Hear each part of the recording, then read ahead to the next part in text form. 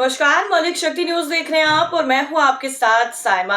बिहार में लगातार नीतीश कुमार को एक के बाद एक झटके लग रहे हैं और एक बार फिर से उनको उस वक्त बड़ा झटका लगा जब उनकी पार्टी जनता दल यूनाइटेड के 2 बार विधायक रहे मास्टर मुजाहिद आलम ने पार्टी से इस्तीफा दे दिया।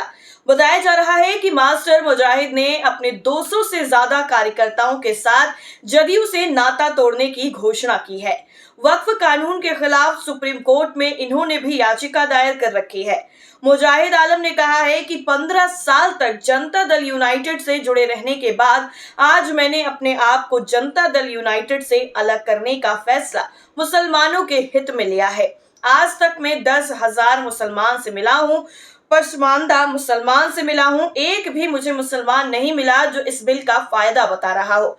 इतना ही नहीं, मुजाहिद ने आगे कहा है कि ये लोग वक्फ को बताने का कानून बता रहे हैं। कैसे वो बताने का है? इसमें लिमिटेशन एक्ट लगाकर जो वक्फ की जमीन पर कब्जा है उसको वो जायज ठहरा रहे हैं, जबकि इसमें लिमिटेशन एक्ट को 1995 में हटा दिया गया था।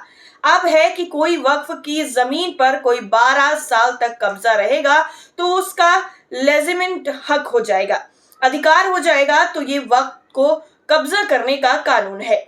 इतना ही नहीं, 2013 का जो वक्फ संशोधन एक्ट जब पास हुआ था उस वक्त बीजेपी की तरफ से अटल बिहारी वाजपेयी और लाल कृष्ण आडवाणी संसद में थे, सैयद शाहनवाज हुसैन लोकसभा में थे, मुख्तार अब्बास नकवी राज्यसभा में थे और सर्वसम्मति से बीजेपी का भी समर्थन उसमें था।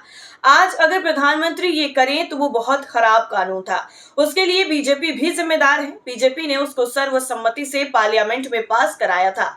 इतना ही नहीं, आपको बता दें कि मास्टर मुजाहिद पहले से वक्फ बिल के मुद्दे पर पार्टी के निर्णय का विरोध कर रहे थे और लंबे वक्त से पार्टी से दूरी भी बनाए हुए थे। उन्हें सीमांचल में जदयू का सबसे बड़ा चेहरा माना जाता था और वो किशनगंज जदयू के जिला अध्यक्ष भी थे। इस पद पर उन्हें तीसरी बार नामित किया गया था। मास्टर मुजाहिद आलम 2024 में किशनगंज से जदयू के लोकसभा उम्मीदवार भी थे। मास्टर मुजाहिद आलम की नाराजगी का अंदाजा उस वक्त भी हो गया था जब जदयू ने मुस्लिम नेताओं की प्रेस कॉन्फ्रेंस की थी और उसमें उनका नाम रहते हुए भी उसमें वो शामिल नहीं हुए थे। उस प्रेस कॉन्फ्रेंस में जदयू के बड़े मुस्लिम नेताओं ने वक्फ बिल पर पार्टी के स्टैंड को सही साबित करने के लिए अपने तर्क दिए थे। तब कई लोगों की राय ये थी कि पार्टी के इस स्टैंड से असहमत होते हुए भी उन्हें मजबूरी में उसके समर्थन में दलील देनी पड़ी थी। उस प्रेस कॉन्फ्रेंस में उन नेताओं ने संवाददाताओं के किसी सवाल का जवाब नहीं दिया था। मास्टर मुजाहिद आलम ने सितंबर 2010 में शिक्षक की नौकरी से इस्तीफा देकर जनता दल यूनाइटेड ज्वाइन किया था और पार्टी में 15 साल तक वरिष्ठ पदों पर रहे हैं। शिक्षक की नौकरी में रहने की वजह से उनके नाम के आगे मास्टर भी लगा हुआ है, जिससे ये समझा जाता है कि सीमांचल में एआईएमआईएम को टक्कर देने में मास्टर मुजाहिद आलम जदयू के सबसे बड़े नेता साबित होंगे। लेकिन वक्फ बिल एक ऐसा मुद्दा बन गया जिसे नाराज होकर उन्होंने पार्टी से ही त्याग पत्र दे दिया है। मास्टर मुजाहिद ने त्याग पत्र देने के लिए आयोजित प्रेस कॉन्फ्रेंस में नीतीश कुमार के सेकुलर होने के सवाल पर कहा कि मुसलमानों का दिल टूटा है। इतना ही नहीं, उन्होंने वक्फ बिल के समर्थन को मुसलमानों के साथ विश्वासघात माना। उन्होंने कहा है कि उन्होंने शुरू से ही वक्फ संशोधन बिल का विरोध किया था और आगे भी जारी रखेंगे। उन्होंने वक्फ कानून के कई बिंदुओं को गलत बताते हुए उसका विरोध किया। उन्होंने अपने त्याग पत्र में कहा कि वो वक्फ बिल के मुद्दे पर जदयू के नेताओं के साथ हुई बैठक में ये आश्वासन दिया गया था कि वक्फ संशोधन बिल में कुछ भी असंवैधानिक और अल्पसंख्यक विरोधी बात नहीं होगी, लेकिन जब बिल पास हुआ तो ये आश्वासन गलत साबित हुआ। उन्होंने गृह मंत्री अमित शाह पर सदन में झूठ बोलने का भी आरोप लगाया। उनका कहना था कि अमित शाह ने कहा था कि इस वक्फ में कोई गैर मुस्लिम समुदाय के लोग नहीं होंगे, लेकिन जब बिल पास हुआ तो 2 गैर मुस्लिम सदस्य का प्रावधान बिल में पाया गया। इतना ही नहीं, उन्होंने अमित शाह पर सदन में झूठ बोलकर लोगों को गुमराह करने का भी गंभीर आरोप लगाया।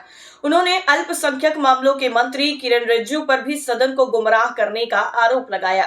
मास्टर मुजाहिद आलम ने अभी ये घोषणा नहीं की है कि वो अब किस पार्टी में जाएंगे, लेकिन जाहिर है कि अभी वो राजनीति में सक्रिय रहेंगे। हालांकि वो इस मुद्दे पर इतने भावुक हो गए और प्रेस कॉन्फ्रेंस में ही रो पड़े। इस साल ईद के वक्त जनसुराज पार्टी के मुखिया प्रशांत किशोर मास्टर मुजाहिद से भी मिलने उनके गांव गए थे। उस समय उन्होंने कहा था कि प्रशांत किशोर कॉलेज में उनके जूनियर रहे हैं। इस वजह से कुछ राजनीतिक विश्लेषकों को यह लगता है कि मास्टर मुजाहिद प्रशांत किशोर की पार्टी ज्वाइन कर सकते हैं। वहीं दूसरी तरफ एआईएमआईएम के प्रदेश अध्यक्ष अख्तर ईमान के हवाले से ये कहा गया है कि मास्टर मुजाहिद आलम का, लेकिन अब मास्टर मुजाहिद चाहे जिस पार्टी को ज्वाइन करें, उनके इस्तीफे का असर केवल सीमांचल में नहीं बल्कि पूरे बिहार में पड़ सकता है। एक ऐसे समय पर जबकि नीतीश कुमार की लोकप्रियता बिहार में कम हो रही है, इस इस्तीफे से मुस्लिम समुदाय में और गलत संदेश जाने की संभावना बताई जा रही है। वैसे तो वक्फ के मुद्दे पर पहले भी कई मुस्लिम नेताओं ने जदयू से इस्तीफा दे दिया था, लेकिन मास्टर मुजाहिद आलम का इस्तीफा नीतीश कुमार के लिए बहुत बड़ा झटका माना जा रहा है। इसे इस बात से भी समझा जा सकता है कि उनके इस्तीफे के बाद उनके समर्थकों ने नीतीश कुमार के खिलाफ खूब नारेबाजी की है। नीतीश, तेरी तानाशाही नहीं चलेगी, नहीं चलेगी और काला कानून वापस लो के साथ साथ नीतीश कुमार और चंद्रबाबू नायडू मुर्दाबाद के नारे भी लगाए गए। वैसे आपको बता दें कि मास्टर मुजाहिद बड़े नेता हैं, लेकिन इससे पहले भी कई मुस्लिम नेताओं ने इस्तीफा दिया है। एक के बाद एक लगातार इस्तीफों का दौर चला है। बिहार के मोतिहारी जिले से उस वक्त बड़ी खबर सामने आई और झटका लगा नीतीश कुमार को, जहां पर वक्फ बिल पर जेडीयू के स्टैंड के बाद बिहार के मोतिहारी जिले में बड़ी संख्या में मुस्लिम नेताओं का जेडीयू से मोह भंग हो गया। वक्फ संशोधन विधेयक को मंजूरी मिलने के बाद से ही मोतिहारी में एक साथ 15 मुस्लिम नेताओं ने नाराज होकर जेडीयू का साथ छोड़ दिया। वक्फ संशोधन विधेयक पर बिहार में सत्तारूढ़ जनता दल यूनाइटेड यानी जेडीयू के मुस्लिम नेताओं का इस्तीफा देने का सिलसिला लगातार चल रहा है और इसी क्रम में मोतिहारी में एक साथ जेडीयू के 15 मुस्लिम नेताओं ने सामूहिक रूप से इस्तीफा दे दिया था। दरअसल ये पूरा मामला मोतिहारी के एक मुस्लिम बहुल इलाका ढाका विधानसभा का है, जहां जेडीयू के 15 मुस्लिम नेताओं ने एक साथ इस्तीफा देकर जेडीयू को बहुत बड़ा झटका दिया। इस दौरान इन नेताओं ने सूबे के मुख्यमंत्री नीतीश कुमार के खिलाफ जमकर नारेबाजी भी की। इन नेताओं का कहना था कि हम लोग नीतीश कुमार को मुसलमानों का हितैषी समझते थे, लेकिन उन्होंने वक्फ संशोधन बिल का समर्थन करके मुसलमानों का भरोसा तोड़ दिया। वहीं बताया यह भी गया कि इन 15 नेताओं के अलावा कुछ बाकी अन्य मुस्लिम कार्यकर्ताओं ने भी जेडीयू से इस्तीफा दे दिया। हालांकि इससे पहले भी मुस्लिम नेताओं की नाराजगी की बात को नकारा जा चुका है, लेकिन जो असलियत है वो खुलकर सामने आ रही है। एक के बाद एक नेता लगातार पार्टी से इस्तीफा दे रहा है। कहीं 200 नेता इस्तीफा दे रहे हैं, कहीं 15 नेता दे रहे हैं, कहीं दर्जनों नेता दे रहे हैं। इस तरीके की जो नाराजगी है नेताओं की जेडीयू के लिए और नीतीश कुमार के लिए, वो खुलकर सामने नजर आ रही है। इस पूरी खबर पर आपकी राय क्या है, कॉमेंट करके जरूर बताइए और इस बार बिहार विधानसभा चुनाव को लेकर आपकी राय क्या है वो भी हमें जरूर बताइएगा। फिलहाल के लिए इतना ही। नमस्कार।